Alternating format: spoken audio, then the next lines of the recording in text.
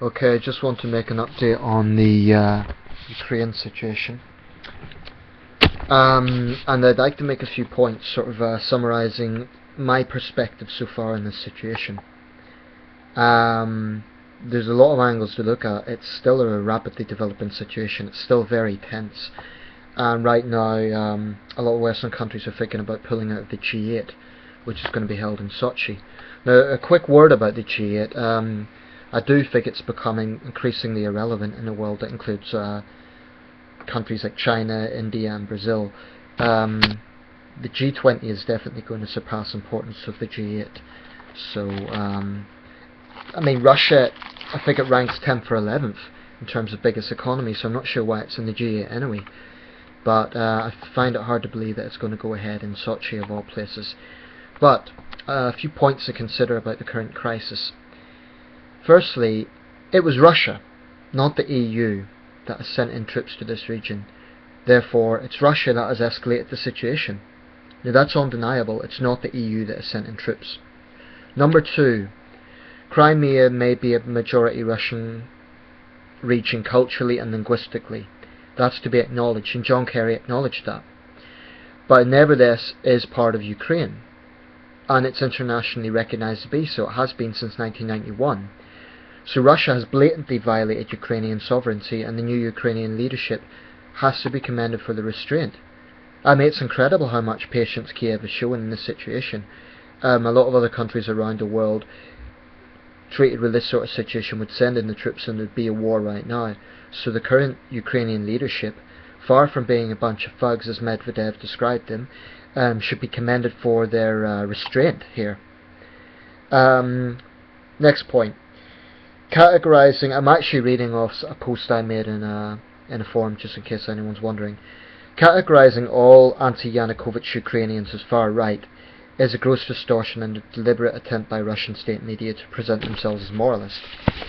Now, of course, there's going to be far right elements among them. In any large-scale event like a revolution, you're going to have some unsavory elements, and I have no doubt there's some far right elements among the current pro-Ukrainian side, but that doesn't really prove anything. There's also far-right factions to be found in Russia. Goodness knows Russia has plenty of neo-Nazis. They do not represent the whole. They don't. And we have seen this in Syria as well. You know, the Russian position in Syria is, oh, look at NATO being hypocritical. NATO's backing Islamists. NATO is not backing Islamists. NATO is backing the Syrian people. Because, you know, if you look back on the Syrian crisis, look at a critical moment. That critical moment was when Russia and China blocked the UN Security Council from condemning Assad's aggression. It was not a Security Council resolution to have military action in Syria. It was simply condemning Assad's use of force on civilians. Okay? Now Russia and China refused to do that. Therefore, they caused a procrastination in the Syrian crisis. They increased the suffering of the Syrian people. Islamists took advantage of the situation and moved in. So this idea that we hear from Russian state media, that all Assad's opponents are Al-Qaeda fanatics, is a perverse distortion. And I always remember this point when there was a state meeting between Cameron and Putin turned round to the press and said, oh, Russia does not support cannibals, implying that Britain does, because there's been footage of Syrian rebel. I don't know if he was an Al-Qaeda affiliate, but he supposedly ate the heart of a Syrian soldier. Very grisly scenes, which of course is to be condemned. But what Putin was doing is implying that that is every single opposition to Assad. That is a perverse distortion, because there's millions of Syrian men, women and children who have absolutely nothing to do with Al-Qaeda, but who hate Assad because he's a brutal dictator. And the Assad family has a long track record of this. This isn't something that began.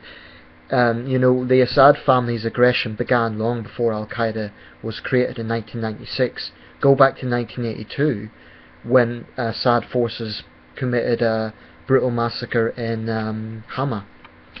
So this is a complete perverse distortion on the Russian part. to suggest that all Assad opposition are fanatical cannibals, and they're promoting that propaganda in order to say, oh, look how hypocritical the West is, siding with Islamists. It's a lot more complicated than that. So it's just a complete distortion. I mean, the only criticism I would have of Cameron in that meeting was that he didn't show a little bit more zeal and turn around and say, well, we're not the ones who's been funding the Syrian regime with heavy weaponry, which comes from, guess where? Moscow. So it's Russian weaponry that has killed thousands of Syrian civilians. I really wish Cameron had turned around and pointed that out. Because the problem is too many leaders in the world don't stand up to Putin. And I do think Western leaders need to show, I think in some areas they are tough, but in other areas they basically let Putin do what he wants. And that pisses me off because it's just wrong. When you look at Russia's pathetic hypocrisy on this, the fact that they are trying to play moral high ground on Syria, and yet they've been sending the Syrian regime weapons. It's just incredibly hypocritical. Now, ever since the Cold War ended in 1991, Moscow has a track record of bullying smaller neighbours. How much evidence do you need for this? It's abundant. Take, for example, a few years back, under the Lukashenko government. At that point, Lukashenko was pro-EU. What did Putin do? He threatened to cut off gas to Ukraine. Because Russia's major gas supplier, that gas goes to Ukraine. So it's basically bullying behaviour. Be subservient to us, otherwise we'll cut off your gas and let a lot of your civilians freeze in winter conditions. So this is the sort of bullying attitude that Russia has always had to pro-EU Ukrainian leaders. The only reason this hasn't happened in recent years is because Yanukovych was pro-Moscow. So this is typical bullying behaviour. Look at the Russian response to terrorism in Russian cities. Now there's no doubt about it, Russia has suffered badly from terrorism, and some of that is legitimate Islamist terrorism, that's true, but the Russian approach is to basically go in and pulverise the hell out of Chechnya, and it is basically ethnic cleansing. I mean, violence and racism against non-white Russians is absolutely rampant in cities like Moscow and St. Petersburg. So if you're a Tatar or a Chechen or you're a black overseas student in a Russian city, watch your back, because Russia is one of the most racist countries in the world. This is obvious. No, I'm not saying every Russian's racist, but Russia has a huge problem with racism. And you can see this in its treatment of Chechens. Putin, after the Moscow apartment bombings, Putin's attitude was these people are less than human. And I strongly suspect he was not talking about the terrorists, he was talking about Chechens. Russia's always had a racist attitude towards its ethnic minorities, much worse than anything seen in China. So, just look at Russia's approach in Chechnya. Maybe as many as 150,000 civilians were killed in those two brutal wars. And yes, I'm not saying the Chechen side are angels. There are plenty of nasty Islamist elements there as well. And many young Russian soldiers were mown down in cold blood. These were very brutal wars.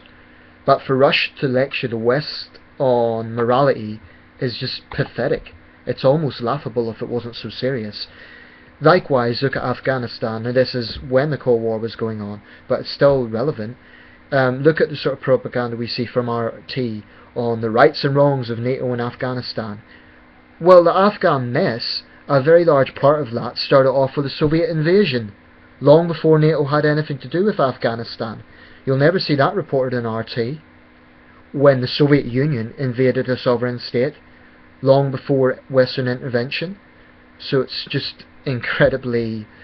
And you know, a lot of the problem with the Taliban rising to power was deep resentment at how Russia, at that time a deeply secular atheist state, treated a very religious Islamic state.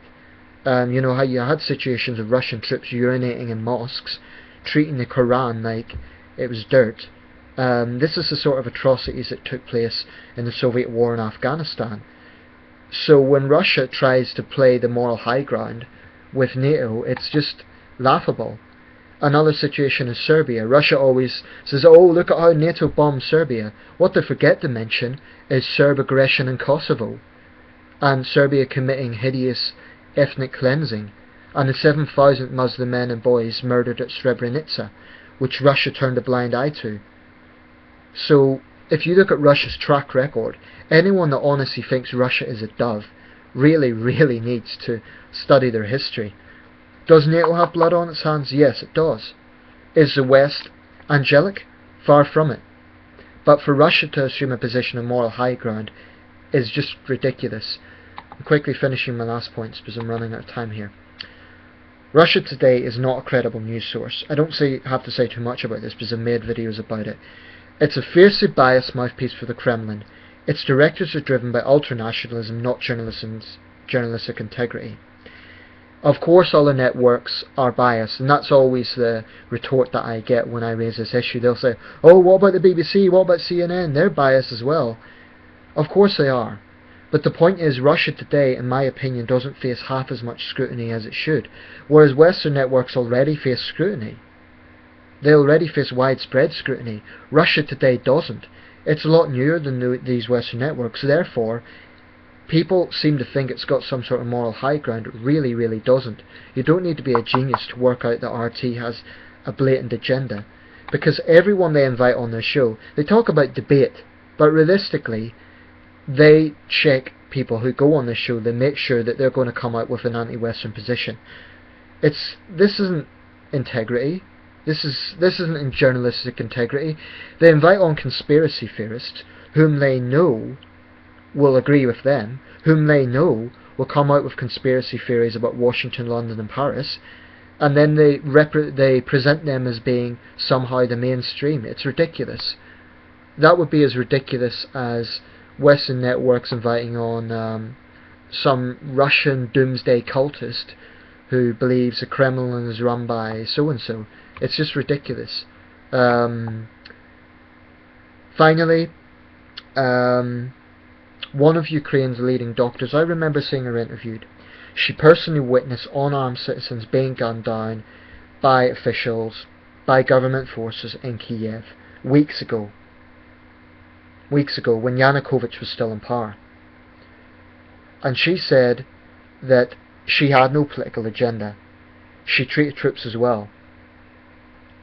Now, I see no reason to suspect why that woman was lying. She was clearly upset. She personally treated victims on both sides. And like I say, I'm sure there were unsavoury elements in the anti-Yanukovych side as well. But in the end of the day, Yanukovych was president. He had ultimate responsibility for the civilians cut down in cold blood by his forces. So he may have been democratically elected, but it does not excuse his behaviour ever since. The corruption, the use of force, increasing authoritarianism. Putin was democratically elected, and the same thing can be said of him. Finally, like everyone, I hope this doesn't escalate any further. But right now the ball is in Putin's court. He can de-escalate this by pulling out Russian troops right now. I saw young people interviewed in Kiev. They did not look like fiery neo-nationalists who are talking about, oh, let's go and kill all the Russians in Crimea. There is no major tangible evidence that Russians in Crimea are going to face a threat. There's no strong evidence to suggest that. So this idea that Russia's taken preemptive action to protect Russian civilians, I think it's propaganda used by Putin and RT to justify why Putin and his forces are there. So this is turning into a media war, just like the Georgian conflict, and let's just hope it de-escalates. But right now, it's Russia that is escalating the situation by invading a sovereign state. That's the bottom line.